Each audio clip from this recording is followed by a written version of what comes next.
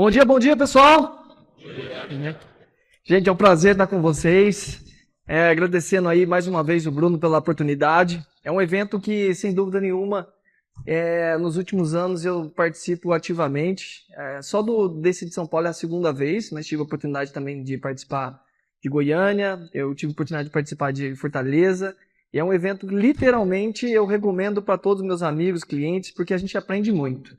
E o que eu tenho para dividir com vocês aqui é um pouquinho da minha experiência do Lean aplicado tanto na indústria, né, na economia industrial, como também na economia do século XXI, que é no digital. Então, vai ter muita troca interessante aqui que vocês vão... a minha ideia é deixar vocês com pulgas atrás da orelha. O tanto de oportunidade que a gente tem como agente de mudança, de também atuar em empresas de tecnologia e afins. Bom, para quem não me conhece, eu sou o Mike Cruz, tenho um pouquinho mais aí de 10 anos de experiência atuando com Lean, tanto na indústria como no digital. E eu tenho o prazer de falar para vocês, gente, que eu comecei na indústria, né? Minha vida no Lean, literalmente, ela começou em 2010. Eu sou mineiro de Itajubá. Gente, todo evento que eu vou tem alguém de Itajubá, hein? Tem alguém de Itajubá aqui? Olha lá, ó, sempre tem, hein? Conterrâneo aí. Obrigado pela participação. Então, minha vida começou ali. Morei alguns anos em Itajubá, onde eu conheci um pouco, me apaixonei sobre a linha de produção, né? Foi uma boa primeira vista, quando pela primeira vez eu vi isso na Embel, em 2010.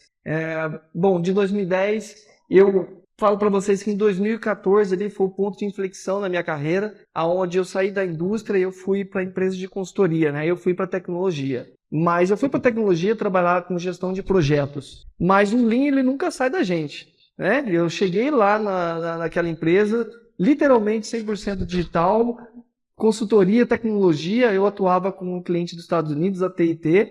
E, gente, em 2014, aí eu comecei a transicionar, a atuar com o Lean na indústria de tecnologia, tá? Indústria de serviços. Em 2021... né, onde eu também fiz um shift de volta, né, e eu voltei para a indústria, aí eu atuei ali na Whirlpool, mas foi um mix ali de atuação. Por quê? Porque na Whirlpool é onde eu tive a oportunidade de trabalhar diretamente com o quê? Com o marketing digital. Na Whirlpool eu era responsável pela parte de e-commerce ali de toda a plataforma, né? Quem não conhece a Whirlpool, eu vi ali que tem uma pessoa que trabalhou ali também. A Whirlpool é a dona da Brastemp, Consul, KitchenAid. E eu tinha um grande desafio ali na Whirlpool, né? Que era gerenciar projetos, que basicamente projeto de transformação digital. E literalmente a gente imagina a complexidade, né? Que a gente tinha ali de poder fazer com que isso aqui conversasse muito bem com isso aqui. Né? A gente tinha ali, por exemplo, plataformas, não só de e-commerce, né? A gente tinha a própria plataforma de e-commerce, mas também a gente tinha muito ali o Mercado Livre, Americanas, mas como fazer, né, com que tudo isso se comunique? Na hora do cliente ele comprar uma geladeira, precisa comunicar, para exatamente saber se tem aquele estoque, se aquilo está disponível, por quanto tempo aquilo vai ser entregue. É literalmente complexo. Porque imagine, gente, a quantidade de stakeholders que a gente tem que se comunicar, a quantidade de departamentos que a gente tem que ter alinhado. Eu tinha um sonho, que é saber o que é uma Black Friday numa empresa dessa aqui. Gente, imagine o que é uma Black Friday. Trabalhei 36 horas sem parar numa Black Friday. Só para vocês terem uma noção do tamanho da magnitude de uma Black Friday, a Whirlpool, o que ela vende na Black Friday, é equivalente a 6 meses de faturamento do ano. Vocês têm noção? Nem eu sabia que o povo gostava de comprar tanta geladeira. É nas casas 100 mil geladeiras num dia. Vocês estão entendendo? E como que o Lean ele pode ser aplicado numa indústria de serviços. Quando eu falo economia do século XXI, pessoal, estou falando tudo aquilo que precisa usar da criatividade. Vocês acham que, por exemplo, tudo da Black Friday é planejado? Gente, campanha da Black Friday muda a cada minuto. Eu jogo uma promoção lá, se não vende, 5 minutos eu mudo. É um jogo. Você não tem noção que legal que é realmente essa indústria. E todas funcionam da mesma forma. No final do dia é bater meta de GMV, bater meta de volume. Agora eu pergunto para vocês, pessoal, olha o tamanho dessa complexidade, olha o tamanho de fato ali da estrutura de gerenciar um projeto de uma organização como essa. Levanta a mão para mim aqui, quem que acha que é fácil gerenciar um projeto dessa magnitude? Quem acha que é regular? Pô, vai ter alguns desafios ali, mas dá para fazer. Levanta a mão. Quem acha que é complexo gerenciar um projeto dessa magnitude? Levanta a mão, por favor. É literalmente complexo, né, gente? Imagina a quantidade de tecnologia que tem que ser envolvida, pessoas, stakeholders, alinhamentos. É literalmente muito complexo. É um pouco disso que eu gostaria de compartilhar com vocês. Por quê? Gente, quais são os maiores problemas que nós encontramos hoje em projetos? Eu vou entrar em alguns números aqui para alertar vocês, tá? Da oportunidade que a gente ainda tem. E, gente, o Lean, ele nunca morre. Eu acho que o Lean, cada vez mais, ele cresce, principalmente quando a gente fala de excelência operacional. Olha esses números aqui. Eu peguei alguns números, primeiro da PMI, para trazer para vocês, e uma pesquisa feita por várias empresas. Essas empresas elas dizem o seguinte, tá? De todos os projetos de melhoria que elas implementam, 48% desses projetos, eles não são finalizados dentro do tempo planejado. 43% desses projetos, eles não são finalizados dentro do orçamento original. 31%, você atenta esse número aqui, são projetos que não atendem objetivos originais e necessidades de negócio. Imagina gastar 6 meses no projeto que ninguém vai usar depois, né? Num aplicativo que nem vai usar depois. Usa Business Map, tá pronto. Mas é literalmente. Mas sabe o que eu fiz? Eu me aprofundei um pouco mais nesse número aqui. Aí eu não sei o que é pior. Fui atrás da KPMG. E a KPMG também fez uma pesquisa com diversas empresas. E a KPMG, ela basicamente quis analisar, né, quanto que desses projetos eles geram resultado. Mas olha que interessante isso aqui. 69% das organizações, elas confirmam que entregam ou entregaram projetos que não atendem os objetivos de negócio. E mais do que isso, 80% delas não atendem a satisfação. Elas já tiveram essa situação ou entregam projetos que caem dentro dessa estatística. Pessoal, tudo isso é oportunidade para que vocês, agente de transformação, agente de mudança, olhem um pouco para essa indústria de tecnologia e olha a quantidade de oportunidade que nós temos aqui. Isso aqui é excelência operacional. Poucas melhorias, poucas mudanças aqui, empresas de grande porte geram literalmente resultados exponenciais. E o que eu vim compartilhar com vocês é como que a gente tem feito isso nos últimos anos. Um pouquinho da minha experiência, porque levanta a mão para mim aqui, pessoal. Quem aqui trabalha em indústria, manufatura? Levanta a mão, só para ter uma ideia do público aqui.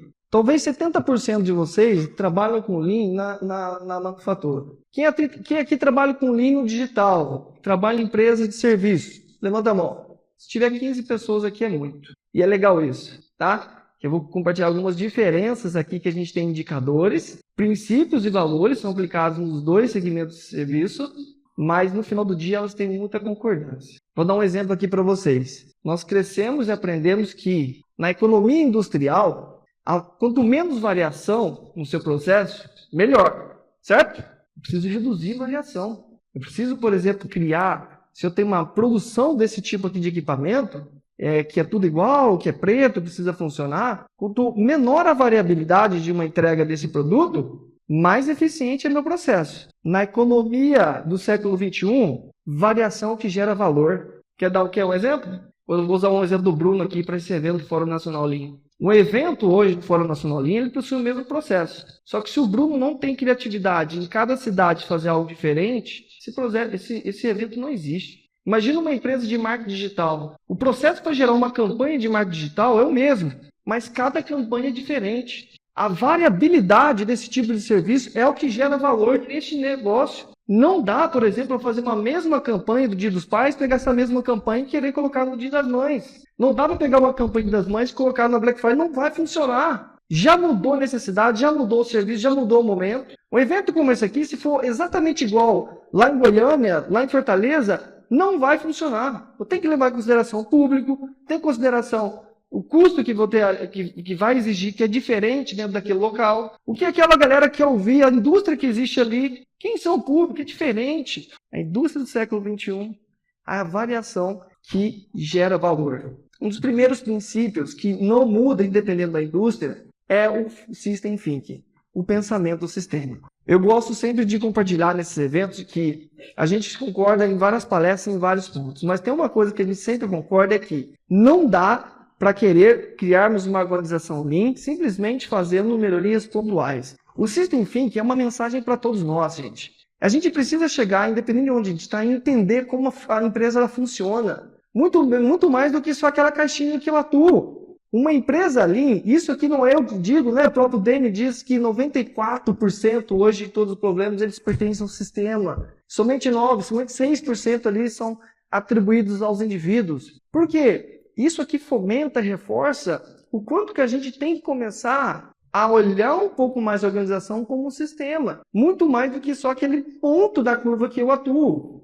E como que a gente faz isso? A gente precisa trazer o cliente para dentro desse processo. Gente, eu vou dar alguns exemplos aqui para vocês. Como que a gente começa toda esse jogo? A gente pode começar primeiro implementando gestão visual dentro dos times. 84% das organizações elas têm isso aqui, tá? 84% hoje das empresas elas já possuem um Kanban dentro das suas equipes. Uma gestão visual, organizar o seu trabalho. Quem aqui faz daily de alinhamento todo dia? Levanta a mão. Eu não faço daily de alinhamento. Se eu fizer daily de alinhamento, provavelmente minha empresa é desalinhada. Se eu precisar fazer daily de alinhamento, provavelmente eu tenho uma empresa desalinhada. Se eu quero saber o status da coisa, gestão visual. O Kanban resolve. Na Business Map hoje, gente, talvez se a gente faz uma empresa, uma multinacional com sede na Bulgária, só dentro ali da nossa equipe de atendimento, vendas, a gente está mais ou menos 60 pessoas. Se a gente faz umas 5 reuniões mensais é muito. Por quê? Porque, gente, que a gente tem poucas coisas priorizadas e tudo que a gente faz está transparente. Tudo que a gente faz está visível. Tudo que eu preciso saber de bloqueios e dependências está dentro do nosso quadro Kanban. Só que isso aqui é uma visão limitada ainda do meu sistema. O que diferencia isso daqui de uma gestão de portfólio? É quando eu consigo basicamente trazer desde a ponta, né, desde o momento ali que eu recebo aquela demanda, entender todos os departamentos que vão fazer parte dessa cadeia de valor. VSM, veia mesmo. Eu tenho um produto, tenho um serviço, eu preciso entender quais são os departamentos que vão participar dessa cadeia de valor, que contribuem positivamente ou negativamente para atender aquele cliente. E no final do dia, o que eu quero? Eu quero enxergar o que eu estou entregando lá na ponta. Eu quero enxergar realmente o valor que eu estou gerando para a empresa e para a organização. Então você pode fazer isso como? Você pode fazer isso tendo um quadro de projetos onde você consegue ter essa distribuição entre equipes e departamentos. Empresas muito grandes, aqui tem Suzano, Vibra, tem algumas grandes empresas aqui, é muito comum a gente ter camadas acima de projetos, tá? Que é o que nós chamamos de portfólio de programas. Então, por exemplo, quem tiver oportunidade na parte da tarde, vai ter uma palestra do pessoal da Suzano que eles vão mostrar o fluxo de novos negócios da Suzano. Gente, o fluxo de novos negócios são totalmente orientados a processos. Né? E aí são serviços que levam de 2 a 3 anos. Então é de um programa que desdobra em vários projetos que desdobram em diferentes demandas para diferentes departamentos. Essa aqui é a visão sistêmica que eu busco. Aí sim eu consigo enxergar de cada programa, quais são os projetos de cada projeto, com quem que está, e o que está fazendo ali, quanto por cento, se tem dependência, se tem bloqueio, se eu preciso atuar ali, se eu preciso gerar preciso apoiar. Essa é a visão sistêmica que eu gostaria que vocês entendessem, que é um dos pilares fundamentais. Para quê? Para que eu consiga ter eficiência, excelência em projetos de grande porte, empresas literalmente complexas, pessoal. Dito isso, a mensagem que eu quero trazer para vocês é: não adianta, né? Eu tenho um propósito se eu não tenho um sincronismo. Porque é exatamente essa visão que a gente quer fomentar. Sincronização, eu preciso de fato ter, claro, aquilo que eu vejo, o que as pessoas decidem e o que a gente faz. E mais do que isso, equipes Lean, elas literalmente não fazem uma organização Lean. Não adianta, pessoal, eu querer que somente um departamento seja Lean. Eu preciso fomentar isso na organização. O objetivo final de um grupo Lean, de uma equipe Lean ou de um agente de mudança é tornar toda a organização Lean. Quais são os efeitos de eu literalmente querer focar só em um grupo Lean? É isso aqui. Eu posso ser rápido individualmente, mas eu sou lento como grupo. Eu tenho uma coordenação individual, mas quando eu sou desalinhado como grupo. Eu tenho metas dentro da minha equipe boas, mas falta um propósito. Tá vendo falar do indicador de melancia? Eu tenho basicamente verdinho dentro do meu departamento, só que a organização está literalmente vermelha. O que adianta isso? É essa visão que eu quero fomentar aqui para vocês. É a visão sistêmica que cada um de nós precisamos ter dentro da organização. Isso parte de nós. Em termos de interesse em buscar essas informações, em termos de sede, fome, de trazer outras áreas que participam do meu processo para participar desse processo comigo. Gente, e sabe o que a gente vê na realidade? Tribalismo dentro das empresas. Cada departamento quer ser melhor que o outro. Cada empresa quer usar o seu jeito de trabalhar. Cada departamento quer usar a sua própria ferramenta. Cada um quer ser melhor do que o outro e mostrar que, cara, aqui a gente é lean. Você não é lean. No final do dia, se a empresa no todo não for lean, não adianta eu ser lean. No final do dia, todo mundo perde. Então, a organização, ele literalmente precisa ser evoluída deliberadamente, né? Precisa realmente que eu possa ser essa ponte, mas meu objetivo final é exatamente conseguir evoluir todo esse processo. Todo mundo falou aqui, eu gostei muito do Gnap, que é um grande professor. Gente, eu sou literalmente um aprendiz, tá? Perto de grandes feras que tem aqui, eu sou literalmente um aprendiz. Eu me sinto orgulhoso de estar aqui compartilhando com vocês, porque tudo que eu sei hoje eu aprendi com pessoas que estão aqui palestrando junto comigo e que eu tenho como grande referência, Alexandrão, mas todo mundo falou aqui, pessoal, eu posso também ter uma boa orientação sistêmica, mas para eu ser eficiente, desconheço um processo ou uma mentalidade de fluxo melhor no mercado. A gente, para ser eficiente, que nós fomentamos aqui e para ter sucesso em projetos complexos de grandes organizações, a gente também precisa fomentar o segundo pilar, que é o pilar do flow thinking, que é o pilar da orientação ao fluxo de trabalho. Gente, tudo é processo, tudo é fluxo. Para você chegar aqui hoje, você teve que passar por um processo. Você acordou, você tomou o seu café, você tomou o seu banho, chegou aqui e está aqui assistindo palestra. Para criar um evento desse aqui, é processo. Mais de 6 meses, talvez, de todo o planejamento, exatamente tudo coordenado. Tudo que nós fazemos hoje é processo. E tome cuidado, tá? Que a partir do momento que você entra dentro aqui do flow, você vai levar para a sua vida. Tudo que você faz na vida, você começa a pensar e falar. Até minha esposa às vezes me xinga. Cara, processo para fazer isso aqui. Cara, para de fazer o trabalho, mas não tem como. Você não tem como separar isso da vida pessoal. E querem um exemplo? Tem 3 leis fundamentais aqui que são muito utilizadas na gestão de fluxo, tá? Essa aqui é o que eu uso muito quando a gente trabalha no digital. 3 leis fundamentais. A primeira lei é a fórmula de Kingman. A fórmula de Kingman, o que ela diz, pessoal? Que aí é cuidado, tá? Que a gente tem que ter aqui. Quanto maior for a utilização, quanto maior for o utilization, imagina de novo, a gente trabalha com criatividade. E essa aqui é uma forma que diz o seguinte: quanto mais sobrecarregado você estiver com coisa para fazer, o seu intelectual, quanto mais sobrecarregado tiver, maior vai ser o seu tempo de entrega.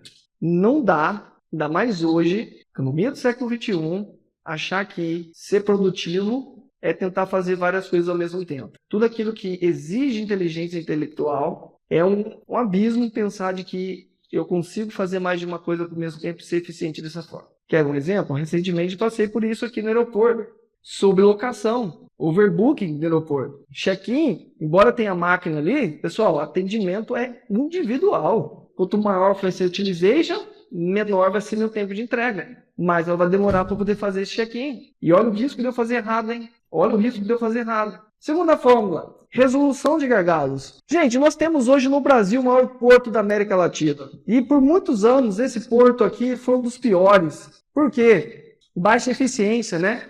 Um caminhão, para poder chegar no Porto de Santos, ele ficava mais de 12 horas esperando para se carregar. Mais de 12 horas eu chegava ali, aguardava eu receber a minha encomenda para poder entregar. O que aconteceu no Porto de Santos? Como aumentar o desempenho desse gargalo? Onde está a restrição, né? Onde estava a restrição? Gente, uma das causas raiz ali desse problema lá no Porto de Santos foi o seguinte: chegava caminhão ali que nem tinha encomenda para carregar e ficava segurando todos os caminhões lá atrás. A gestão de fluxo, ela possibilita essa visualização.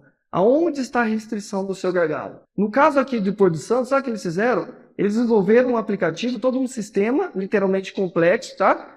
Para agendamento. O caminhão só tem que ir lá na hora que o produto dele está pronto. E a resolução, o resultado disso é que hoje um caminhão fica menos de 2 horas para receber a sua encomenda. O que eu quero trazer aqui de resultado para vocês é o seguinte, tá? Um bom processo, um fluxo bom, é aquele que você literalmente consegue tomar decisões baseadas em dados. É um fluxo orientado a dados. O Porto de Santos literalmente olhou para isso. Resolução de processos foi uma consequência de gestão de fluxo.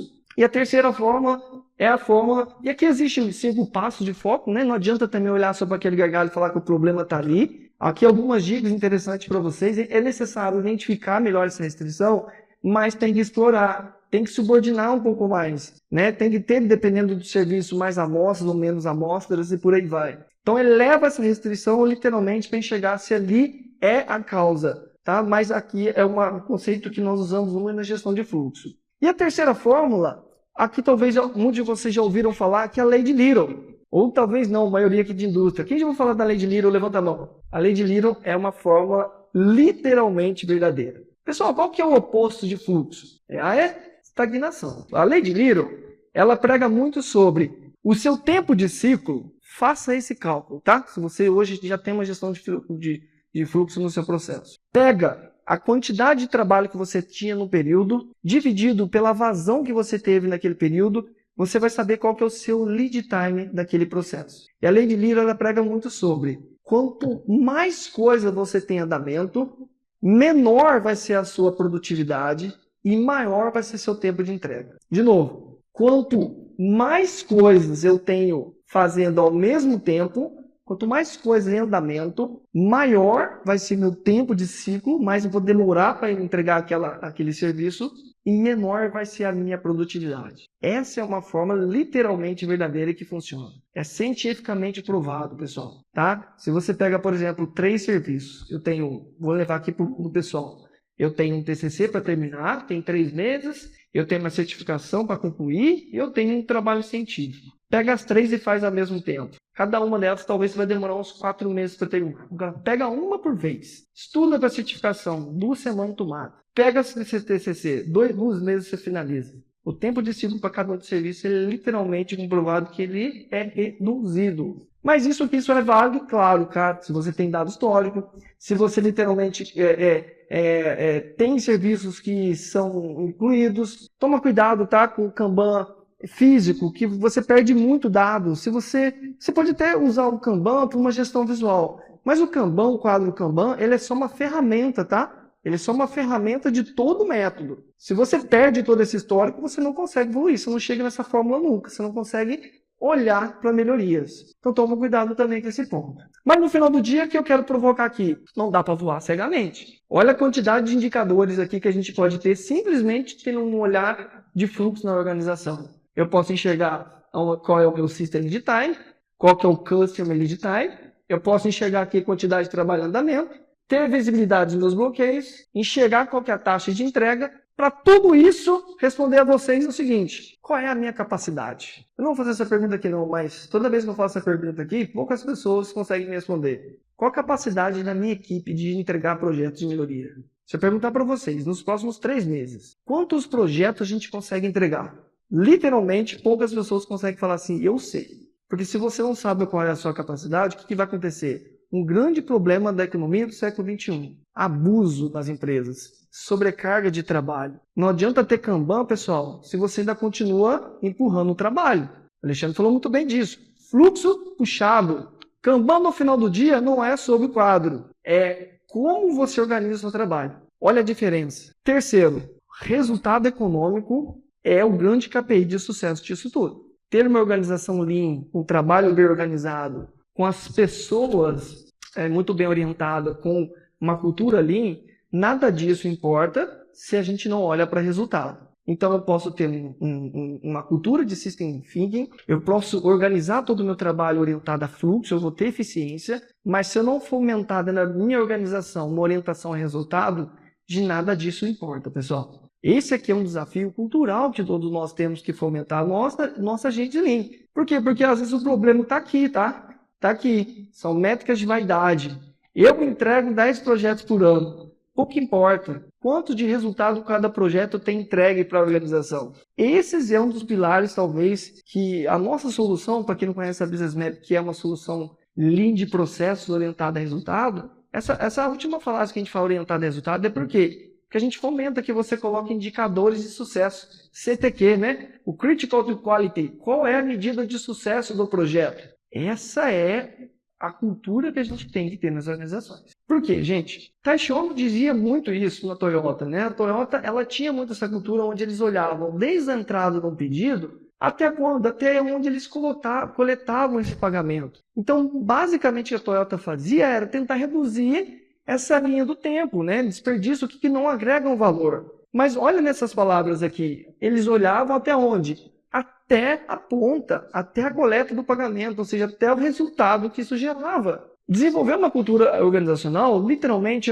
é uma responsabilidade de todos nós. A gente falou um pouco ali, né, do papel da liderança nesse conceito. Sim, nós temos um papel de líderes fundamental para fomentar essa liderança. Mas, gente, não adianta também achar que só são os líderes que são responsáveis por isso, tá? Por quê?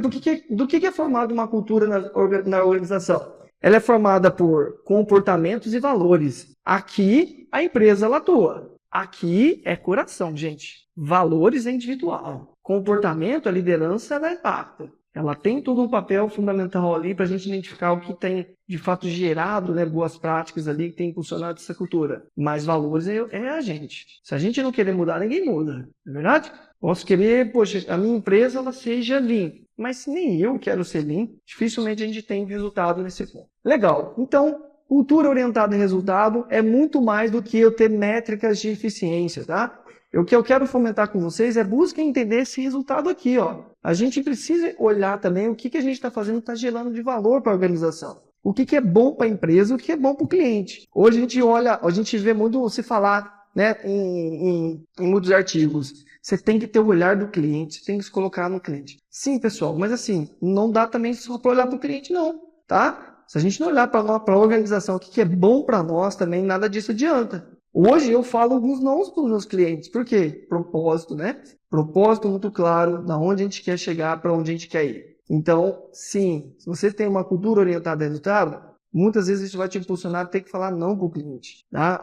Se coloca no lugar do cliente. Que propósito ruim que é esse? Que tudo que o cliente fala você tem que fazer. Então não é só isso. É olhar para o cliente e olhar para o negócio. Tá legal? E para a gente finalizar, como que eu consigo medir essas maturidades? A gente faz assim hoje no nosso dia a dia, tá? Eu posso começar simplesmente ali com foco na equipe. Pessoal, eu preciso realmente, vocês se atentem a isso, tá? Deixe o trabalho visual, orientação ao fluxo, ela vai ser uma consequência disso, mas começa por aqui. Começa criando, por exemplo, um quadro Kanban basicão, seja físico no início ali, mas se isso exigir uma escala, você vai ter que digitalizar. Mas começa por ali, foca na equipe. Segundo passo que você vai fazer, você vai ter uma visão end-to-end do fluxo. Conecta um serviço a cada equipe. Cada equipe organiza o seu trabalho.